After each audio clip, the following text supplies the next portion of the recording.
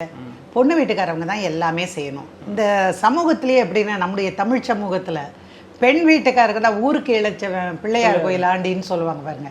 அந்த மாதிரி பொண்ணை பெத்தவர்னா உரிச்சு எடுத்துடலாம் அப்படின்னு எல்லாம் உங்கள் ஜாதி தான் சார். ஆண் ஜாதியா? ஆண் ஜாதி, ஆமாம்.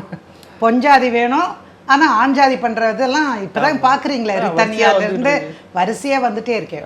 அப்போது இவங்க அம்மா வந்து சரி நான் எல்லாமே பண்ணி கொடுக்குறேன், நான் வெள்ளியில் ஒரு 5 கிலோக்கு எல்லாம் வாங்கி வச்சுக்கிறேன் பொண்ணுக்கு அப்படின்னு ரொம்ப சந்தோஷமாக சொல்கிறாங்க. நகை நட்டெல்லாம் இவங்க எல்லாருமே ஒரு சமூகத்தை சார்ந்தவர்கள், ஒரு குறிப்பிட்ட சமூகம். பாலக்காட்டு பக்கம் யார் நிறையா இருப்பாங்களோ அந்த சமூகத்தை சார்ந்தவர்கள். நமக்கு வந்து மாப்பிள்ளை கிடைக்கிறது ரொம்ப கஷ்டம்.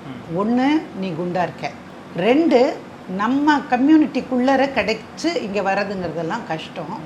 அதனால் அவன் பிடிச்சிருக்குன்னு தானே சொன்னான், நீ அவங்க அம்மாவை கைக்குள்ளே போட்டுக்கோ, அப்புறம் மகனையும் நீ கைக்குள்ளே போட்டுக்கலாம்.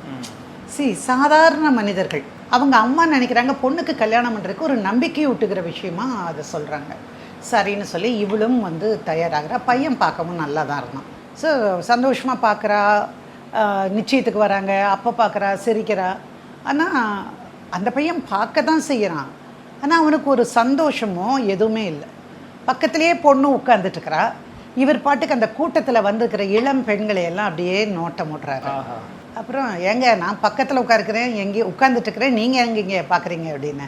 இல்லைம்மா, இத்தனை பெண்கள் இருந்தாலும் என் மனைவி தான் அழகுன்னு நான் நினச்சேன். அவ்வளோதான்ப்பா, விழுந்துட்டா இந்த பொண்ணை. சமாளிச்சிட்டாரு. ஆமாம், அவரும் சமாளிச்சிட்டாரு. இதுவும் பேக்கு மாதிரி அதை நம்பிடுச்சு. சரின்னு நிச்சயதார்த்தம் எல்லாம் பண்ணுறாங்க. பண்ணிவிட்டு இவங்களுடைய செலவில் தான் நடக்குது. அப்போது அந்த கல்யாணம் நடக்கும்போது அவங்க மாமியார் சொல்கிறார், மாப்பிள்ளையோட அம்மா வந்து நகையெல்லாம் எங்கே வச்சுருக்கீங்கன்னு. எல்லாம் கொண்டு வந்திருக்கேன் மாமி, நீங்கள் எப்போ வேணால் பார்க்கலாம். சரி வாங்கன்னு சொல்லி ரூமுக்கு அழைச்சிட்டு போய் இது இது இது கல்லட்டி எங்கள் பாட்டி போட்டது, அது வழி வழியாக வந்திருக்கு. அந்த மாதிரி நகைகள், பாரம்பரியமான நகைகள் நிறைய இருக்கும். இது அவங்க எடுத்துகிட்டு வந்துட்டாங்க.